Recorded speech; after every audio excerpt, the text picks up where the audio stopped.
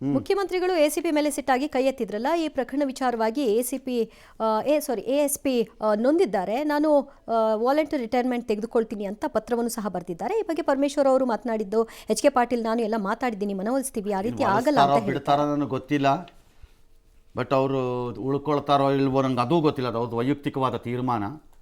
But ಆ ದಿನದ ಆ ಘಟನೆಗೆ ಮುಖ್ಯಮಂತ್ರಿ ನನ್ನ ಲೆಕ್ಕಾಚಾರದಲ್ಲಿ ವೈಯಕ್ತಿಕವಾಗಿ you should have written a letter of sorry, ನಾನು ಉದ್ವೇಗಕ್ಕೆ ಒಳಗಾಗ ಆ ರೀತಿ ಮಾಡಬಾರ್ದಾಗಿತ್ತು ಬಹಿರಂಗವಾಗಿ ಅಂತ.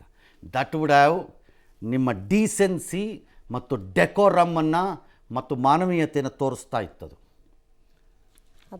ಹಾಂ, ಅದನ್ನು ಮಾಡದೆ ಸುಮ್ಮನೆ ಫೋನಲ್ಲಿ ಏನೋ ತಪ್ಪು ಮಾಡಿಬಿಟ್ಟೆ ಬಿಡು ಆಯ್ತಲ್ಲ ಅಂತ ಅದಲ್ಲ. You did publicly, you should have sought an apology publicly ಅವತ್ತು. ಎಸ್. ಚಿಕ್ಕಬಳ್ಳಾಪುರ ನಂದಿಬೆಟ್ಟದಲ್ಲಿ ನಡೆದಂತಹ ಸಚಿವ ಸಂಪುಟ ಸಭೆಯಲ್ಲಿ ಕೆಲವೊಂದು ಮಹತ್ವದ ನಿರ್ಧಾರವನ್ನು ತೆಗೆದುಕೊಂಡಿದ್ದಾರೆ. ಬೆಂಗಳೂರು ಗ್ರಾಮಾಂತರ ಜಿಲ್ಲೆಯನ್ನು ಬೆಂಗಳೂರು ಉತ್ತರ ಅಂತ, ಬಾಗೇಪಲ್ಲಿಯನ್ನು ಭಾಗ್ಯನಗರ ಅಂತ ಮರುನಾಮಕರಣ ಮಾಡಲಾಗಿದೆ. ಬೆಂಗಳೂರು ನಗರ ವಿಶ್ವವಿದ್ಯಾಲಯಕ್ಕೆ ಡಾಕ್ಟರ್ ಮನಮೋಹನ್ ಸಿಂಗ್ ಹೆಸರಿಡಲಾಗಿದೆ. ಅಕ್ರಮ ಗಣಿಗಾರಿಕೆ ಕುರಿತು ತನಿಖೆ ನಡೆಸ್ತಾ ಇರುವ ಲೋಕಾಯುಕ್ತ SIT ಅವಧಿ ವಿಸ್ತರಣೆಗೆ ಒಪ್ಪಿಗೆಯನ್ನು ಸೂಚಿಸಲಾಗಿದೆ. ಆಡಳಿತಾತ್ಮಕ ಯೋಜನೆಗಳಿಗೆ 3,400 ಕೋಟಿ ಅನುಮೋದನೆ ನೀಡಲಾಗಿದೆ. ಇನ್ನು ಚಿಂತಾಮಣಿಯಲ್ಲಿ ಮೊರಾರ್ಜಿ ಶಾಲೆ ಆರಂಭಕ್ಕೆ ಸರ್ಕಾರ ಉದ್ದೇಶಿಸಿದೆ. ಇನ್ನು ಕುರ್ಚಿ ಕಿತ್ತಾಟದ ಮಧ್ಯೆ ಸಿಎಂ ಮತ್ತು DCM ಅಕ್ಕಪಕ್ಕ ಕುಳಿತು ಸುದ್ದಿಗೋಷ್ಠಿ ನಡೆಸಿದರು. ಬಟ್ ಈ ಬಾಗೇಪಲ್ಲಿ ಚೇಂಜ್ ಮಾಡಿದ್ದು ಅಲ್ರೈಟ್, ಲೋಕಲ್ ಹೆಸರು ಬೇಕು ಅಂತ MLA ಯಾರೋ ರಿಕ್ವೆಸ್ಟ್ ಕೊಡ್ತಾರೇನೋ ಅಥವಾ ಜನ ಕೊಟ್ಟಿದ್ದಾರೋ ಏನೋ ನಂಗೆ ಗೊತ್ತಿಲ್ಲ. ಕೊಟ್ಟಿರ್ಬೋದು, ನೀವು ಚೇಂಜು ಮಾಡಿರ್ಬೋದು, ಅದೇನು ದೊಡ್ಡ ಕ್ರೈಮ್ ಅಲ್ಲ. ಬಾಗೇಪಲ್ಲಿ ಅಂತಿದ್ರೆ ಭಾಗ್ಯನಗರ ಅಂತೀವಿ.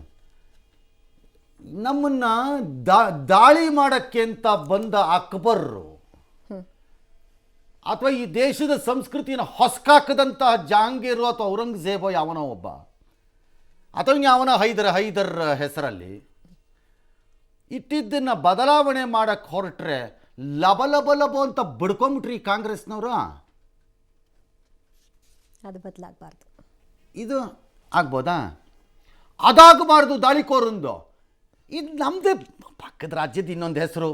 ಆಯಾಯ ಕಾಲಕ್ಕೆ ತಕ್ಕಂತೆ ಆಯಾ ಊರುಗಳು ರಿಆರ್ಗನೈಸೇಷನಲ್ಲಿ ಒಂದಷ್ಟು ಊರುಗಳು ಆ ಕಡೆಯಿಂದ ಬಂದವು, ಒಂದಷ್ಟು ಊರುಗಳು ಈ ಕಡೆಯಿಂದ ಹೋದವು. ಏನಪ್ಪ ವಿಚಿತ್ರವಾಗಿದೆ ಇವ್ರದ್ದು ತೀರ್ಮಾನ ಆ್ಯಸ್ ಎ ಪಾರ್ಟಿ. ಉತ್ತರಾಖಂಡ್ನಲ್ಲಿ ಹಿಂದೂಗಳ ವಾರ್ಷಿಕ ಕನ್ವರ್ ಯಾತ್ರೆ ಶುರುವಾಗಿದೆ. ತೀರ್ಥಯಾತ್ರೆ ಮಾರ್ಗದ ಹೋಟೆಲ್, ಡಾಬಾ, ತಳ್ಳುವ ಗಾಡಿಗಳಿಗೆ ಆಹಾರ ಪರವಾನಗಿ ಪ್ರಮಾಣ ಪತ್ರವನ್ನು ಸ್ಪಷ್ಟವಾಗಿ ಪ್ರದರ್ಶನ ಕಾಣುವಂತೆ ಆರೋಗ್ಯ ಇಲಾಖೆ ಕಡ್ಡಾಯವಾಗಿ ಹಾಕಬೇಕು ಅಂತ ಸೂಚನೆ ಕೊಟ್ಟಿದೆ.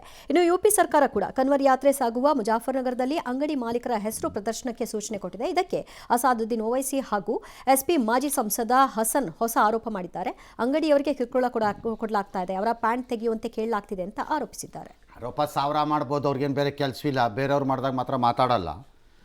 ಬಟ್ ಅಂಗಡಿಗಳ ಹೆಸರು ಮಾಲೀಕನ ಹೆಸರು ಹಾಕಿದ್ರೆ ಏನು ತಪ್ಪು? ಮದ್ಯದ ಅಂಗಡಿ ಈಗ ಸನ್ನದ್ದು ಪ್ರದರ್ಶನ ಅಂತ ಮಾಡ್ತಾರೆ.